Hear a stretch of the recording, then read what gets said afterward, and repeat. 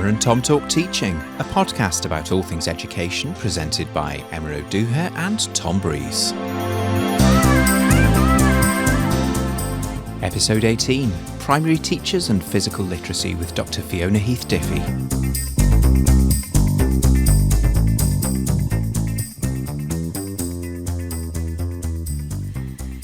Welcome back to Emma and Tom Talk Teaching, and we are with a special guest in the podcast studio, and I have the pleasure actually of introducing them as Dr Fiona Heath-Diffey. How are you doing? Thank you. Congratulations, newly doctored Fiona. Yes. And this is a returning visit. You featured twice on the podcast so far, way back in the ether in our first season when you came in to talk to us about physical literacy, which is something that you're going to return to and give us a refresher on today. But you're here to talk to us about your doctorate. You're sort of still in the last phase, aren't you? You're making your final corrections. Yes, final amendments at the moment. But essentially, we can start calling you doctor now, can't we? Hopefully by the time this goes out, yes. Yeah, Well, okay. It's definitely time to get someone back in when the room where you recorded their first appearance no longer exists. That's a very good point. It doesn't. That's very true. No, so you're back in our studio now. Very pleased. Thank you for having me. Yeah, have you here.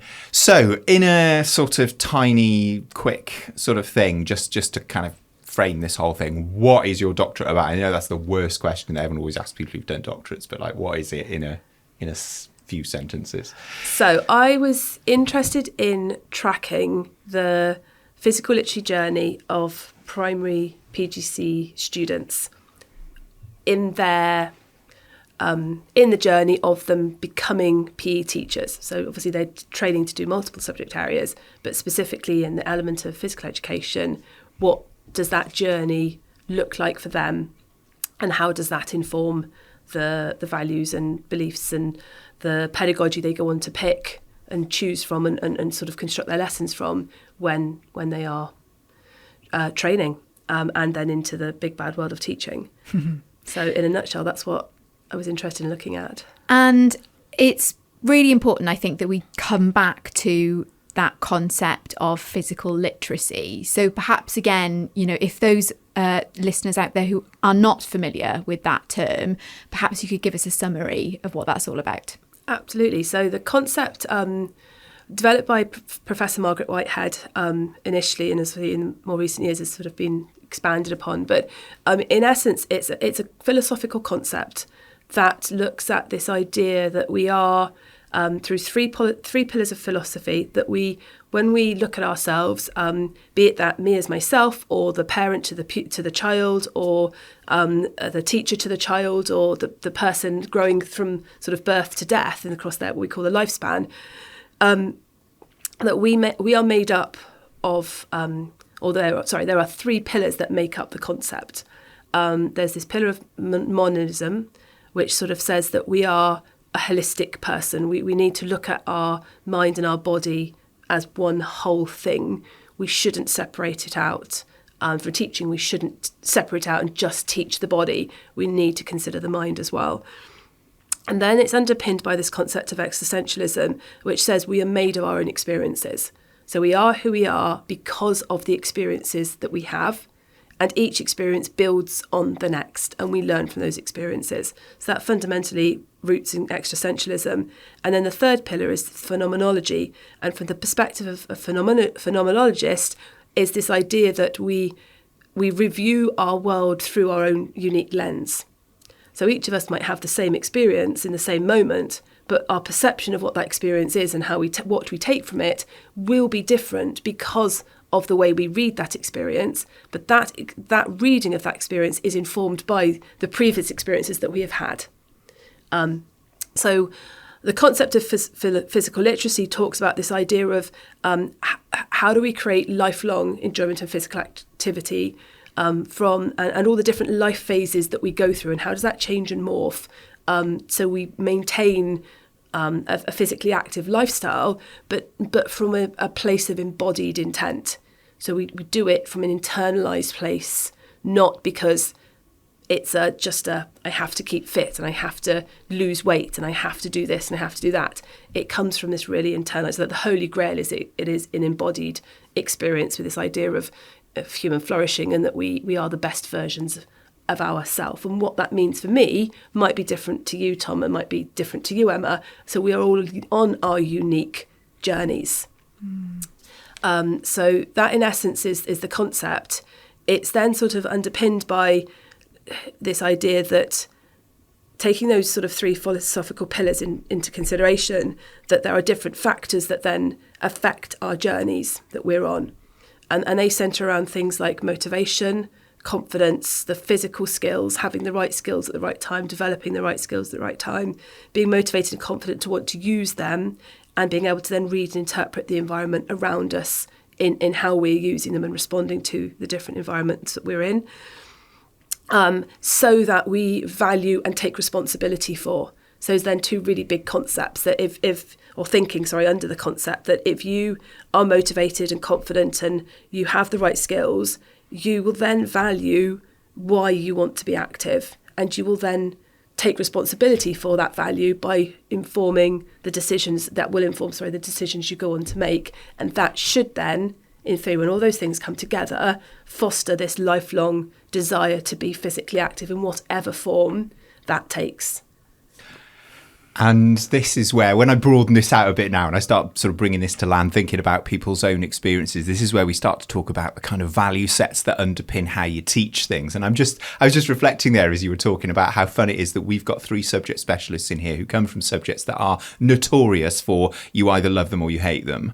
Mm-hmm. You know, some people are really, really into them. Some people would really rather be anywhere else. And I know we've got a bit of a plan to do some work together, haven't we, Fee? Because we think our subjects are very similar. Because not only do we have that you love it or you hate it thing, but maybe more than drama. I don't know, Emma might disagree with me here, but there's an elitism that can run through anything to do with sort of PE, physical activity, sport and music, where there have been teachers who have been there because their values are they want to have the elite sports team or the elite orchestra or the elite choir.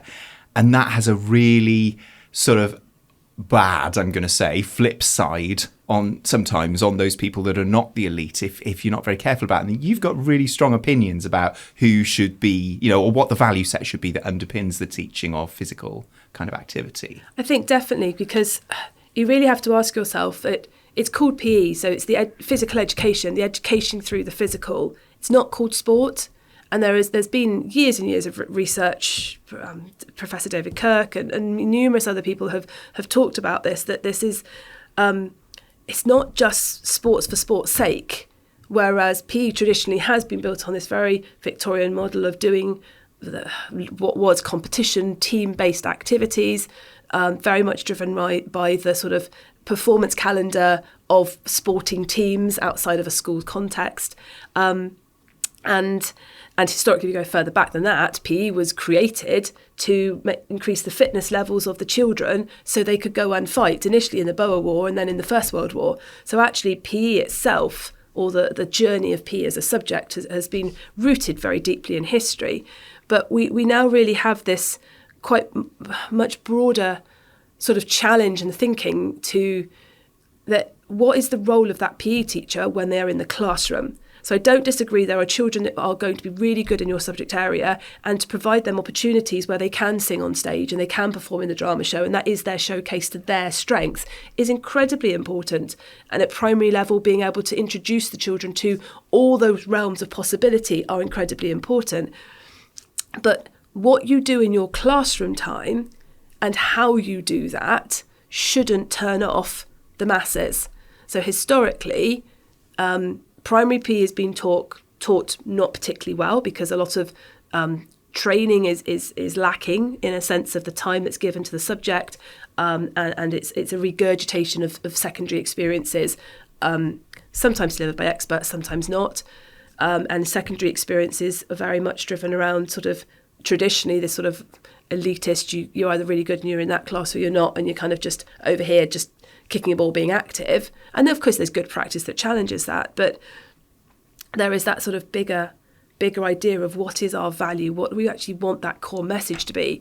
And that's where this concept of physical literacy really, for me, underpins and sort of embeds into this idea that if you want your children, that once they finish teaching them, primary or secondary, to be fostering a really positive experience, how I deliver that PE, the pedagogy I pick is critical. The language I use around that is critical. How I differentiate those experiences are really, really critical.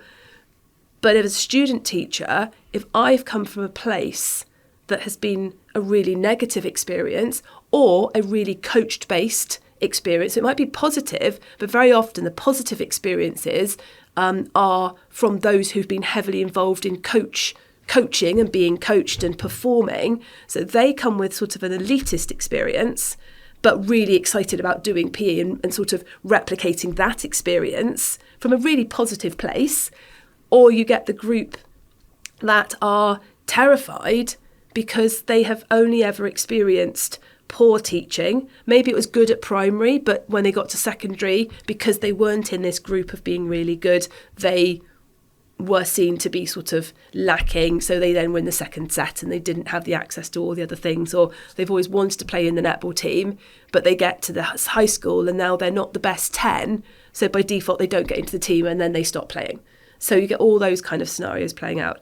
So it really comes from this idea of actually going, what do we need that good practice to look like? And that is where this concept really, for me, comes to fruition. It's where it really allows us to kind of look at holistically, I'm teaching the right skill at the right time, so my physical competence, what is that and how do I deliver that? But also, how do I develop motivation in my pupils? And what does confidence look like and how do I develop that so they develop this value and responsibility? But going back to that point, if me as myself as the student teacher does not value or does value but has had such negative experiences that they're not confident in that space, don't feel they have the right physical skills to go and teach, haven't been exposed to, so just don't know what it looks like, and can only draw on negative experiences of memories of their PE lessons to know that wasn't right, but how do I do it differently when it's my class, then that becomes a really, really challenging space.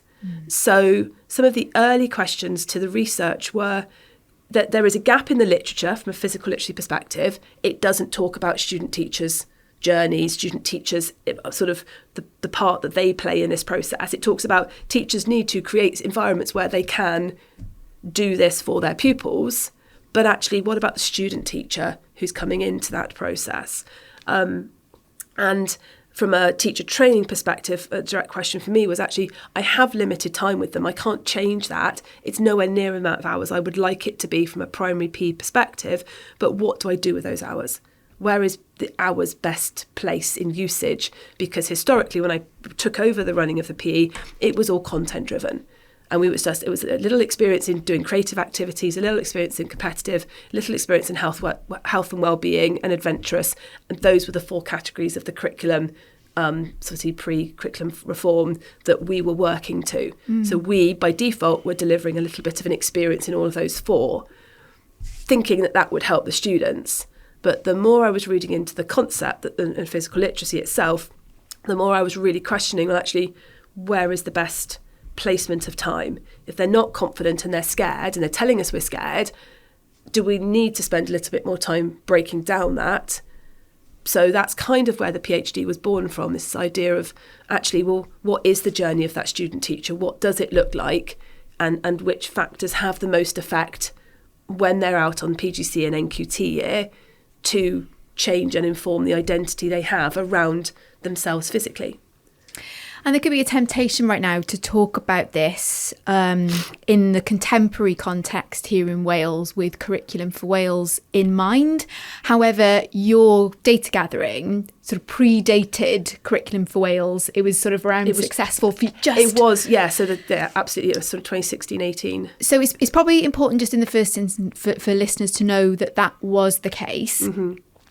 Because I think later in the episode, I would like to ask some questions about what you think about Curriculum for Wales, and both primary and secondary health and wellbeing teachers working in that space. However, I think it's more important that we go back to that time. So you knew about the concept, you knew what you wanted to find out, you knew about the gap. So how did you decide to go about investigating this? So I basically, obviously in combination with my supervisory team, we looked at actually how do we access the primary PGCE students, because I'm teaching all of them. So obviously there's a big consideration there for sort of power dynamics and the fact that I'm researching my own students. Mm-hmm. But the reality was that I don't have any influence on their assessments. I just provide the content of those sessions. So actually we felt it was more than okay to research my own students, because obviously there's a direct impact on me as the teacher and then actually what I'm putting into that curriculum programme for them. And then I really opened it up to the students, and I did a baseline questionnaire and said, this is what I'm interested in. What are your initial thoughts in this? And who would like to be part of this study? And I had, I think it was about 15 that came back and said, we're interested, could we find out more? And from that, 4 eventually became consistently part of the research group, and they actually stayed with me for the whole 2 years. I didn't lose anybody, which was really nice. And you followed them over a significant period of time, really. You followed them from PGCE to newly qualified teaching, their sort of early career teaching years. Yes, I followed them. So the data collection lasted 2 years. It consisted of 3 interviews in the first year, aligned to the sort of winter, spring, summer terms. So, and then the second year, again, in their NQT year, I went out to their schools and wherever they were working, or they came into the university. And again, we had 3 interviews that roughly sort of went sort of winter, sort of autumn, winter term, spring, and then summer term. And what sort of things were you asking them to try and find out about these experiences? I mean, the early interviews were very much about them and their experiences. So there's an initial baseline interview that kind of almost narrated their backstory. And it was written up as a narrated kind of chapter where it kind of they just talked about what they remember as a child, what their experiences were like, where they were because of how they'd started the PGC, what their thought processes were around PE, what they valued, what they wanted their PE to look like, or what they were scared of, excited about. So it was sort of a baseline starting point. And is that the existentialism phenomenology sort of theory exactly. It's that idea that to get them to unpick where they're going, there has to be some recognition as what has happened, because we are made of those experiences, and getting them to reflect on those experiences and sort of start to see actually they have impact and they have value, and some are positive and some are negative, but that is a really important starting point. So the theory suggests that's an important starting point. So we started there, and then from there, each interview just followed the next. I asked them to keep, it didn't actually materialise particularly well because of the impact of time and things like that. So we reflect on the fact that actually wasn't very successful from a data collection perspective. But I did ask them to sort of bring reflections and notes between the gaps. And then they were getting copies of their transcripts to reflect back on and things like that, because their journeys were all so different. So while I had a set of questions that sort of roughly were the same for each of the 4 participants, the reality was those questions went off in very different directions depending on the experiences they'd had, how much PE they were teaching, what their mentor was like, what their school was like, and the impact of those factors, which were not in my control. The reality was I was simply talking to them about what they were doing and thinking, and getting them to reflect on, well, actually, where is your motivation? What's changing it? What you've said that's sort of impacted you positively. Why has that impacted you positively? What was that experience of gym like? What impact has that had in your lessons that have come since then? So it was sort of those kind of questions geared around that underpinning philosophical concept of the motivation, the confidence and the skill set, and how they saw those things developing and changing on in essence, their journey. I also asked them to bring in images. So every time we interviewed them, I asked them to bring in an image or images that reflected where they felt they were in their journey, where they felt they were in their confidence and motivation and their feelings towards teaching PE. So we also spent some time talking around around the images that they were bringing in. And this really makes me think about the difference between secondary and primary. It makes me think about something we talked about in a recent episode, me and Emma, about some research we'd done. And in it, we set the scene about teaching and said, teaching and learning to be a teacher can be a really emotional process. We sort of know that in secondary, people are tending to be coming from a position of strength, subject-wise. They tend to teach the thing they've got a degree in. Can be a weakness, as you said, because they can forget that not everybody comes from that position of strength. But primary, David Egan was talking in a recent episode about the fact that actually there's loads of great stuff about primary. We know there's loads of great stuff about primary. You teach the same pupils. You really get to, teach them and help them learn in a really holistic way. But then you think about the teachers themselves, and they're having to teach pretty much everything. Mm-hmm.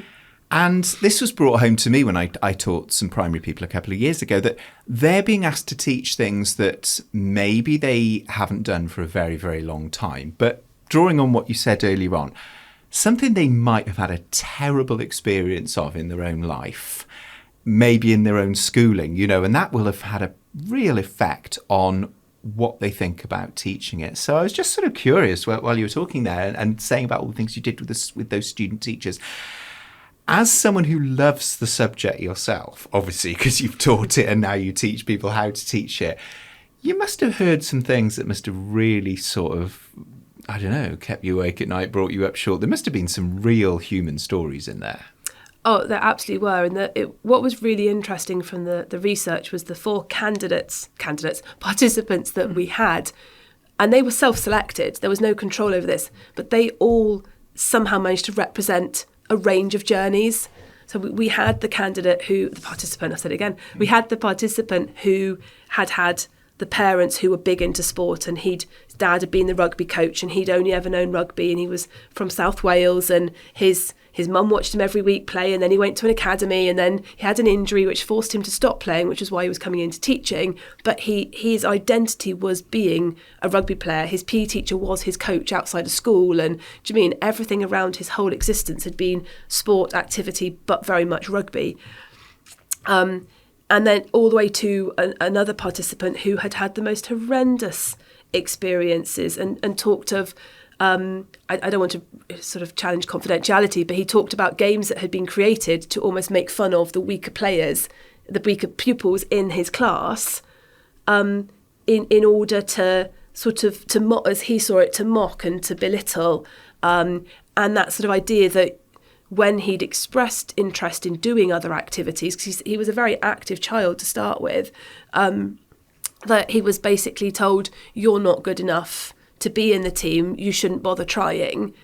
And that was a self-fulfilling prophecy then, because by the time he got into sort of year 7 and 8 of high school, he was done, and he didn't participate in his PE lessons and found every opportunity to get out of them. And as a consequence, he reflected on the amount of weight he'd put on and how inactive he was, and the challenge in his later life, because he was a mature student in his mid-30s, the challenge of him then coming back to trying to sort his life out, as he said, and go to the gym and lose weight, and the ongoing battle that had created, which he directly referenced all the way back to the fact he'd had such negative experiences. Yet, interestingly, from sort of a strength-based perspective of that negative experience, he was sat there going, I want to make sure my PE lessons are the best they can be. While I'm terrified to teach them, I can't have other people have the experiences I have had. Mm. So his sole mission right from the start was to ensure that that experience was only ever positive. So he had quite a mature, unique positivity to that negative experience. And then you had a couple in the middle who had sort of a mid-range, sort of a little bit of running, a little bit of team sports, a little bit of dance, gymnastics experience, really liked being active, were quite confident, but had always been the ones that never got picked and were in the second class and felt they should have been in the first, but their activities weren't valued by the teacher. So because, again, that's another challenge, is you very often get like maybe the runner or the gymnast or the sort of martial arts person who might be competing for their country, but because they don't do team sports, they don't stand out, they end up in the second class, if you want, or certainly aren't in the attention of the teacher, because the teacher's focus is only in that team sports kind of space. So all 4 were very interesting in a sense of their their makeup and their journeys. But you're right, some of the stories, and anecdotally some of the stories that the wider group outside of the research study would talk about of their experiences were just either PE was non-existent or it was geared towards the more able. Typically the shift is from primary to secondary, sadly. A lot of them would say, well, I had PE in primary was fun. I just remember it being fun, running around, playing. They can't really, worryingly, they can't really talk about progression and what they learnt. They just remember it being fun. So you could question over there, is busy, happy, good actually learning? But they had a positive experience. And then they get to secondary, and because they don't sit in this sort of more able and talented, sporty kind of space, the perception of sporty, that word in itself has troubling connotations, but that perception... and it's got to be team. And team. As an avowed non-team player, as listeners can probably work out from what I'm like on these podcasts, that's weird. I think it comes from history. It is a historical hangover of the fact that our PE curriculum from the 60s, 70s, 80s, 90s was made up of hockey, netball, football, rugby, tennis, cricket, athletics, rounders, because they are the dominant sports that we play in our country. And our seasons are dictated by when those sports happen. So by default, they just came into the school system. And you might get a little bit of gym in there, some swimming from a safety perspective. For the girls, they might have dance. But I think it's very historically, not necessarily from a deliberate place, it has just been the way it has happened. And interestingly, I haven't seen the most recent one, but Sport Wales have produced data year in, year out that's when they do the sort of wider what keeps you active in a sort of Welsh communities kind of PE, sport, not PE lessons, but sport and being active. Most of our population outside of sort of adolescence ages are active by the gym, by running, by yoga. The percentage that stay active in team sports is very small compared to what the offer in a school is. And that's always been a challenge.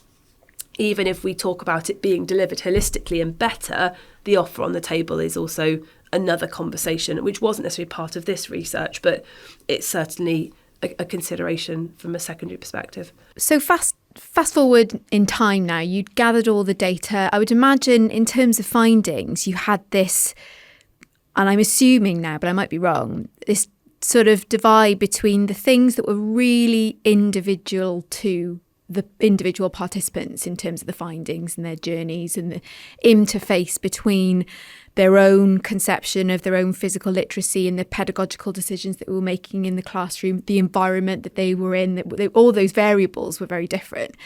So I'm interested in that, but I'm also interested in, like, what did you find that was sort of common? Because I guess you were then having to go, okay, so what am I going to do with the next cohort of PGC primary student teachers, and in what order to make sure that whatever environment they go into, they're going to be set up to teach what is now health and well-being in a way that is in the spirit of physical literacy and everything that kind of all the positive that goes along with that concept. Yeah, it's a huge question. I mean, Sorry. That's okay. Some of the bigger factors was around confidence. This idea that their perception of who they saw themselves to be as a physical person, and all four of them valued being active. None of them had a negative context in that respect, and actually were motivated to want to have a go. But it was that confidence of knowing what it looked like, that confidence of putting themselves into that sort of quite vulnerable position of being in front of a class and demonstrating and leading, and the subject knowledge as well, that confidence behind. If you don't know what you're trying to teach, it's very hard to then put a good quality lesson together because you're not confident in the subject knowledge itself. So relatively, I'm not saying unsurprising, but the need to know what it looked like, but actually the confidence was huge. Confidence in the teaching of it and confidence in themselves and how they felt. So that the more able as in the participant that was sort of the rugby player participant, he actually talked about the fact that he was very nervous with this idea that because he was athletic and he looked strong and he looked like he is the part, that there would be an assumption he should know everything. And he was really fearful of actually going, but I don't. I know rugby and I know team sports. I'm quite confident in team sports context of what it looks like. But I don't have the subject knowledge in other things. I don't have gym. I don't have dance. So he was worried from that actual perspective of just because I look the part doesn't mean I necessarily know what I'm doing. And then you had the bigger gentleman who was kind of worried about how his physical appearance would be taken, because there would be an assumption that he wasn't motivated and he didn't have good health practice because he didn't look the part but was desperately trying to lose weight to be a better health sort of image from himself. He talked about practicing what he preached and modelling that, but that being very explicit with the pupils that he is on a journey and that they can be on the journey with him. So he, again, the maturity of that participant was quite unique. And yeah, you kind of that it all came back to confidence, and the importance of it almost being a linchpin, I guess, that this moment that when they can switch their confidence to go, okay, I can do this. I know what it looks like. I know the importance of the value of being active. There was never any discrepancy over that sort of bigger value of needing to be active. But actually, if I can put all these things together, I feel it inside me, and I can see that change in me. And it goes as far as Kit, like the very unconfident participant was talking about the fact that it was almost like an act. He went and bought PE kits. He didn't have any, and he said when I put it on, I felt like I was in a role. I started to have to act out somebody else that wasn't me. But as the year went on, I became that person, and that it didn't feel so much of an act, to the point by the end of the NQT year, he was saying teaching PE was some of his most enjoyable lessons that he looked forward to, because he saw himself as a teacher of PE, and he was starting to understand, because he'd had a range of experiences by then, of what that could look like. And that had challenged the perception of what he thought it was from his experiences. And as soon as he saw it being delivered in a way that wasn't negative, he was like, I can do this. And that change. The two participants in the middle was, again, geared around that positive experience of knowing what it looked like. They had a little bit more sort of range of subject knowledge because they'd experienced a little bit more between them. But one was an individual. She'd run her whole life. She'd just been a runner. She loved to run, never been team sports, never liked competition. So for her, trying to teach, and she wanted to avoid competition. But actually we talked about competition being a really important part of life, but it's the message of how you deliver competition. And that was her journey, in the fact that it was how she delivered the message that helped her develop her confidence to teach. So confidence itself was probably one of the biggest factors, then supported around by the actual subject knowledge. And once the confidence was there and they were developing their subject knowledge in what it is they were teaching, they were able to make better pedagogical choices about how they were putting their PE lessons together, the different sort of models of practice they might be drawing on to deliver that. That transition of actually also seeing what they were doing in the classroom as good pedagogical practice, and actually going, I can bring that pedagogy into the PE space. Because that's also another challenge literature talks hugely about, is that they see PE as something different to all the other lessons they teach. And all of a sudden in PE, we don't need learning objectives, we don't need scaffolding, we don't need modelling, we don't need differentiation, because we've given them the ball and they're running around and they're happy and they're active. And that masks as good learning. But that to me is like putting a child in a library who can't read and saying, learn to read. Well, it's the same, to me, it's the same analogy. Like you have to learn how to run, to move, to enjoy in a positive experience. And it is more play-based in the younger ages, and it becomes more structured. but it's still games and exploration and the teamwork and working together and the communication and all those bigger things that underpin what is in essence team sports when you get into competition, or the drive to just want to be active and have a positive experience to go out for a run at the weekend and things like that. Yeah, that really resonates with me, because we do have the same problem in drama, in that it can be seen as, you know, having a lot of fun playing and role play, and, you know, it's something that particularly when they're young they do naturally, but not with an audience in mind. They're not doing it with a view to communicate meaning to an outside eye. Yeah. And so without teaching them about the concept of audience and purpose and then form and how to sort of shape what it is that they're trying to communicate, and do that through body and voice and space and all of those things, then they could see drama as being really, really fun. But like you said earlier on, that really resonated with me. Go, yeah, I really enjoyed drama. Not really sure what I learned though. Yeah. or just can't remember. Couldn't really tell you what we did, but I know it was fun. It was fun, yeah. I was thinking of another side effect of people seeing subjects as different, because I think, again, you know, not to kind of belabor the music PE link, but there is a side effect of when teachers don't feel confident to teach something for whatever reason. And, you know, we know that there will be people out there in primary who are absolutely confident in both of our subjects and very, very happy, but we sort of know there are quite a lot that are not. And that is that they get outside people in to do it.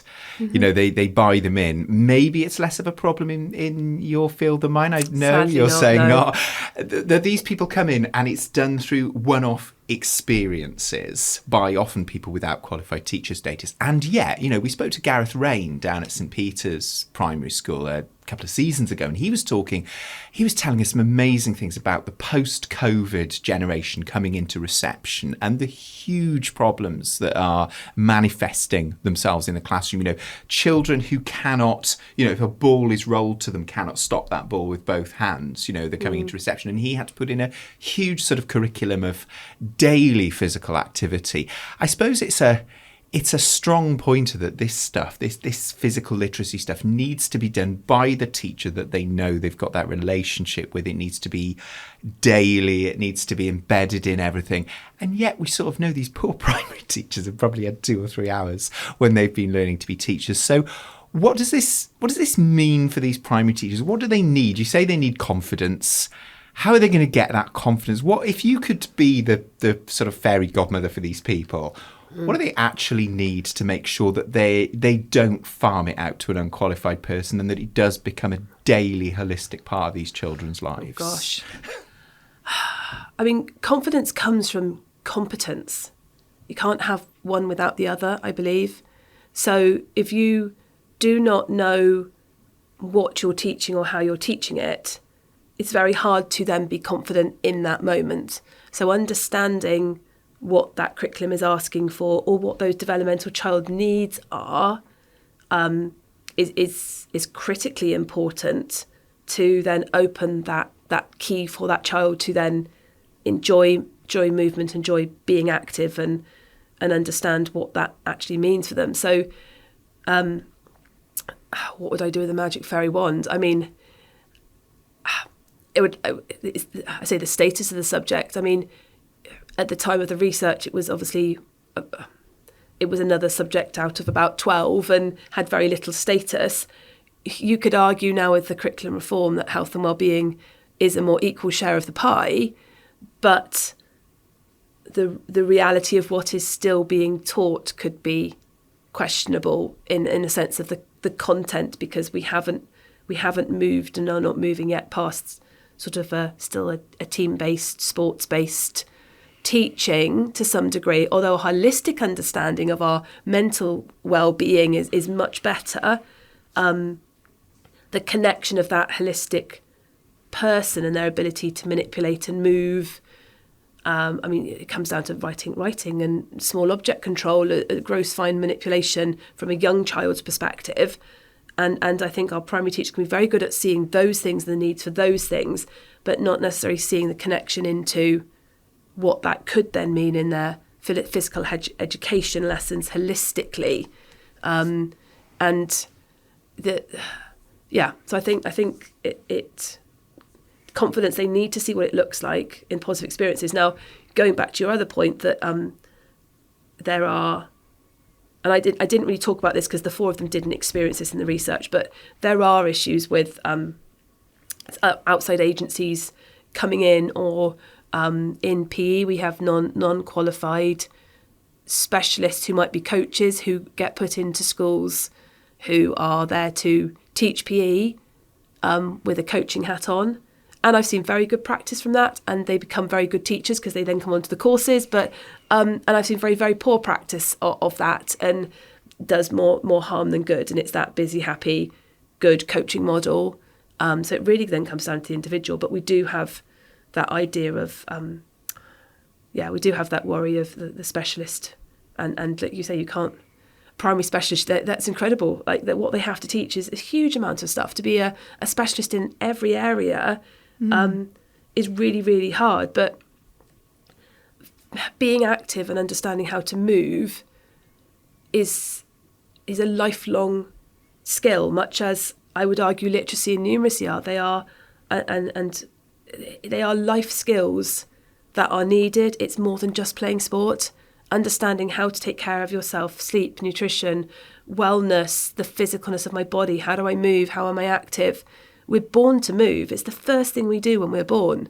We explore our world through movement before we acquire language.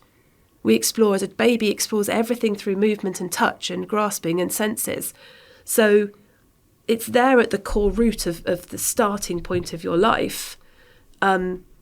It takes different forms as you grow into competitive individual, and as you get older it becomes more recreational, walking groups and gardening and all those other things are still active physical things, but functional as well, like carrying the shopping, carrying your children, running for a bus. Like the fault as older people, often it's the moment where they lose their balance that actually other medical issues come into play. The balance and that ability to be mobile is critical in that sort of maybe 70s, 80s age group. So it's developing that lifelong habit.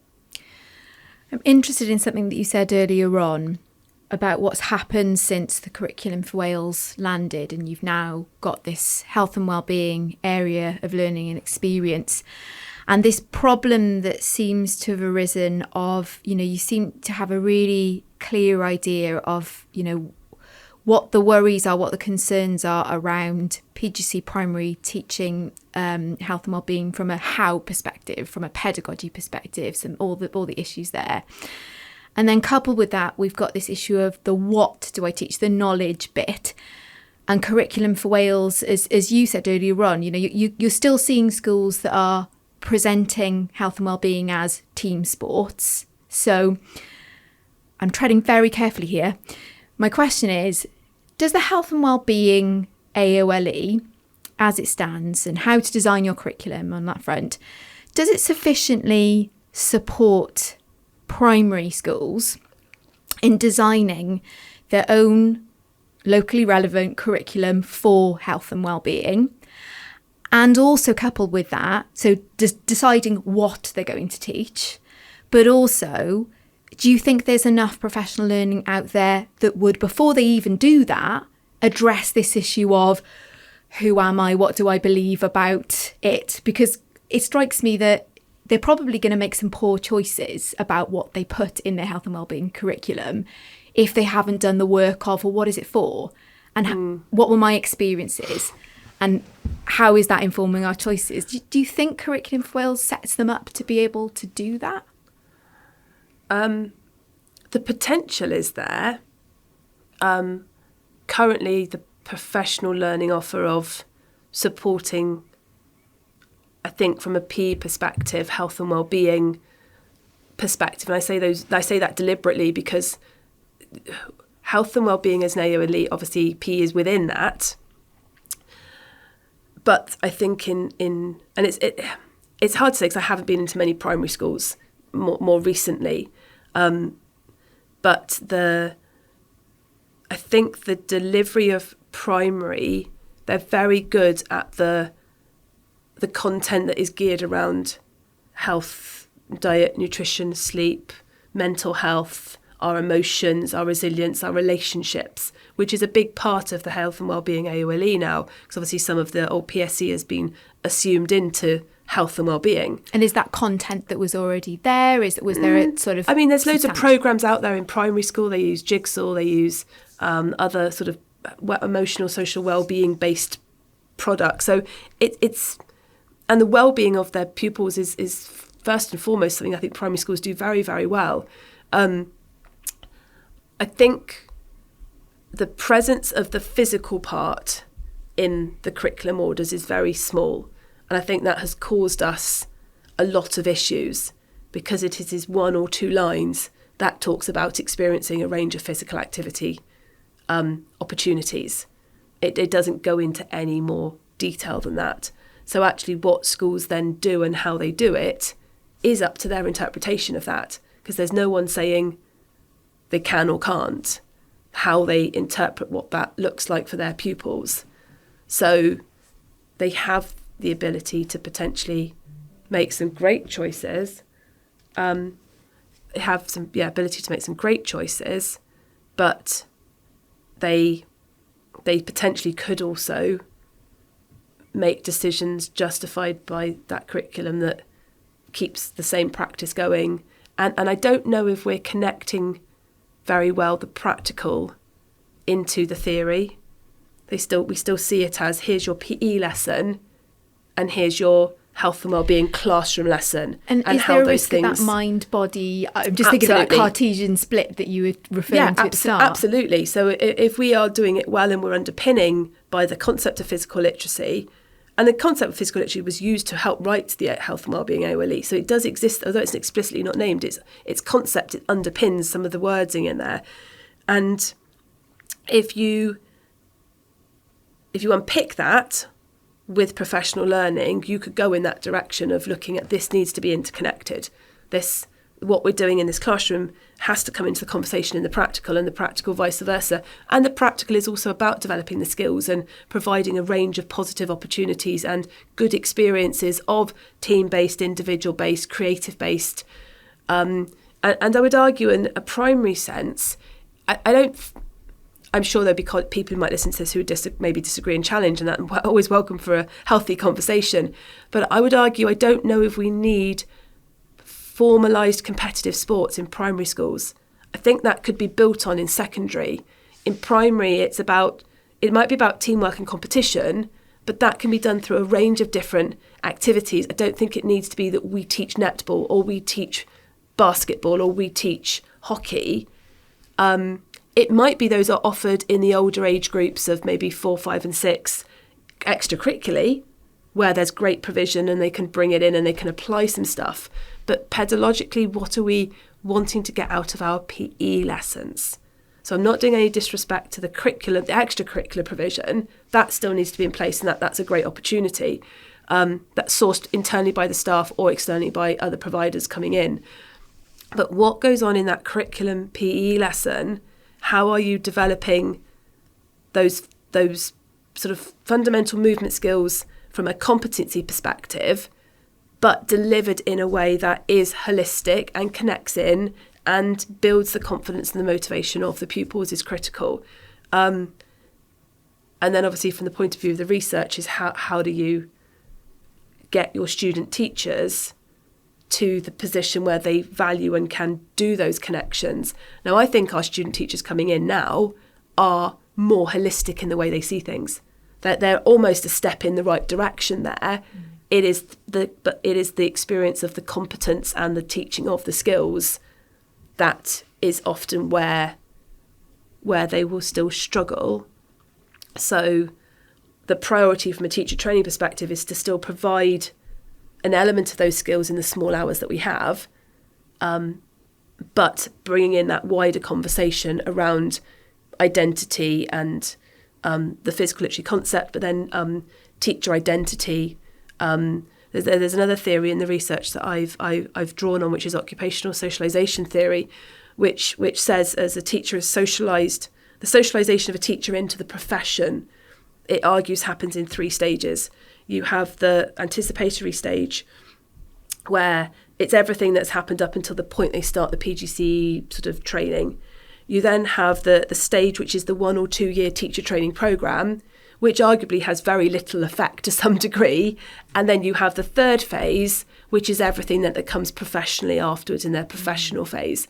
So what we do in that PGCE year is critical. And then from a physical education perspective, drawing on physical literacy and underpinning the why we're doing what we're doing, challenging that identity. Because what occupational socialisation theory tells us is that the pedagogical choices a student teacher will make will be driven by their values and beliefs and experiences. So they will draw on what they see, they will refer to the experiences they've had and draw back to, or we end up in what Tinnings calls a pedagogy of necessity, which is like survival mode. So if they can't do it, they default back to something they know, which could be poor practice. And so you have a couple of things at play there. So challenging, getting them to reflect on everything they are and who they are because of those experiences coming into the course, I think is a really important starting point. And I think that is also important for the teachers in schools, going back to your question about actually what is it that we're asking them to do? What do we do? Who do they see themselves as that teacher when they're in their health and well-being moment, that they can they believe, they embody, they can talk about why these things are important, to then help them make good pedagogical choices about how they might bring in different forms of assessment, how they might differentiate that learning for the range of child that's in the class, which they will happily do in the classroom where they've got different groups running and different learning activities, or what a lot of primary schools have a choice of activities where the kids move from activity to activity across the week and all geared around a theme. And then they go into this isolated PE moment and they're taught as a group of 20 who are all doing exactly the same thing at the same time. Or things like the yoga on the YouTube is put up and the kids are copying, or it's Just Dance is on and the kids are having a dancing session by copying from Just Dance. Like, it's not, they're active and they're having a positive experience, but you've got to argue, what are they learning? How are they developing their love for being active in that physical sense? Because if that's the poor experience they have and they go into secondary school and all of a sudden the secondary school is saying we're doing all these activities and these sports, no wonder they don't enjoy it and they don't like competition, because that could be a really well-meaning secondary teacher with a really positive message, but it's not going to be receptively landing with that pupil because of those experiences or lack of experience they've had. So how do we challenge that rhetoric, that conversation with our existing students, because they are that next generation that are coming through, and yeah, that's kind of really where the research was driving towards, is what can we do in that ITE year, albeit small, but arguably could have impact. There is literature out there that says it can have impact if that provision is really carefully considered. And I would argue part of that consideration, from what we've seen from the PhD, is that getting them to talk and reflect on that previous experience, but the why, and getting them to understand that's part of who they are, and maybe developing or challenging some of that philosophy. Thank you, and how that can then change the experiences, but keep coming back to that conversation. Because as they go through their first placement, that changes. And then they come back and they share those experiences and that changes again. And then they go into their second placement. Do you mean it's not one conversation that happens in September and never returned to? It's that constant thread of a conversation around what is your teacher identity? Because we are socialising you into the profession now. So what is your teacher identity? How are those things and factors affecting it? And from the point of view of primary PE, are we developing ourselves as student teachers with that concept at its core? Yeah, with our motivation, our confidence, our competence, so that you can model and make positive choices in the pedagogical actions you then choose to take once you are practicing teacher. And just to let listeners know, there will be a short ceremony after this recording where I bequeath my hat to Emma, the hat of asking mean questions about curriculum for Wales to guests. Normally my job. It's a good one, though. There's lots and lots of questions there, aren't there, about how we make that work for teachers. Anyway, that will come after this recording, but now I think it's time to let you move on to our homework slots, something interesting and something to try. Yeah. You can choose. Which one would you like to do first? Why don't we do something interesting? I had to wrap my brains because it's not a lot that happens in my life outside of two small children and work. But I guess it's a little bit educationally, it's a little bit child development-y, and it just fascinates me how children learn. And I know I'm secondary trained, I've done my PhD in my primary, and I have 2 small children at home. So they're kind of, all those 3 things are colliding together. And there is this child psychologist called Dr Becky, who I have been following recently, and she talks really interestingly more recently. Actually, I found it more recently. I think it's probably not recent in a sense of its publication. Is this idea of the learning space, and how do we get from this idea of not knowing something to knowing something, and what goes on in the learning space between those 2 moments of not knowing and knowing, whatever you want to interpret that as, child development, toddler, adult, child in secondary school. And she talks about this idea of the resilience a child needs to get from the not knowing to the knowing, and how long a child can stay in that learning space is actually where the resilience is built, not the ability to get to the knowing part. It's how long they can cope in the messy resilience of between not knowing and working out what that answer is. And how we foster that in an educational setting. So that's just something that's caught my eye recently that I'm just exploring a little bit more. And you've got something for listeners to try that you've been talking about a lot at home, I hear. Yeah, well, golf is really big in our house recently. And there's with a PE hat on and a sort of well-being hat on, and the idea that once you hit a certain age, some of the activities you've done for years aren't necessarily accessible to you anymore, or can cause you pain. And actually, and that is the idea of my physical literacy journey, that actually the way I used to be active is not the way I can be active now. I have less time, I have small children. I can't just go and run around a basketball court anymore. I mean, I probably could, but I need an oxygen tank on the side. And actually, where is the value? I still value being active, and we've been just exploring more options. And there's a really big drive in new to golf at the moment with regards to Golf Wales. And there's a huge amount, particularly from a female perspective, of getting women into golf and the money. There's new to golf for men and women, but there's a big drive in just new to golf for women, and money that's coming into golf clubs around Wales to sort of expose people to the game and make it seem much more accessible and fun and friendly, and obviously the well-being that goes with that. It's the social well-being, meeting new people, as well as sort of the physical activity of moving your body. And actually the physical mechanics of golf is really challenging, but it requires a lot of your body parts you would need in later life with regards to flexibility and strength and the stamina to walk and pull golf carts around big golf courses and things like that. So from a health perspective, I think it's great. From a socialisation perspective, I think it's great. And it's just sort of go try golf, because it's going down really well in our house at the moment. You have your PE hat and your wellbeing hat on, but not, I note, your red MAGA baseball cap. You're trying to rehabilitate the image of golf. I am. I leave that to my wife. Dr Fiona Heath-Diffey, thank you very much. Thank Yeah, you exactly. very much. We'll say it, Doctor. Thank you very much for joining us in this podcast episode. And thank you to our listeners. We'll be back with you in 2 weeks' time.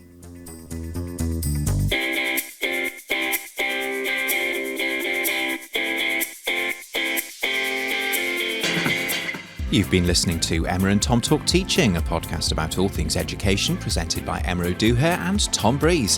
Thanks to our colleague from here at Cardiff Met, Dr Fiona Heath-Diffey, for coming and joining us in the studio today to share her research. Podcast artwork is by Beth Blandford and the music is by Cameron Stewart. Technical support from Peter Lambert and the studio manager is Adrian Rapps. We're on social media at Talk Teaching Pod if you want to come and say hello. We'll be back in a fortnight with something else interesting. Until then, take care and enjoy teaching.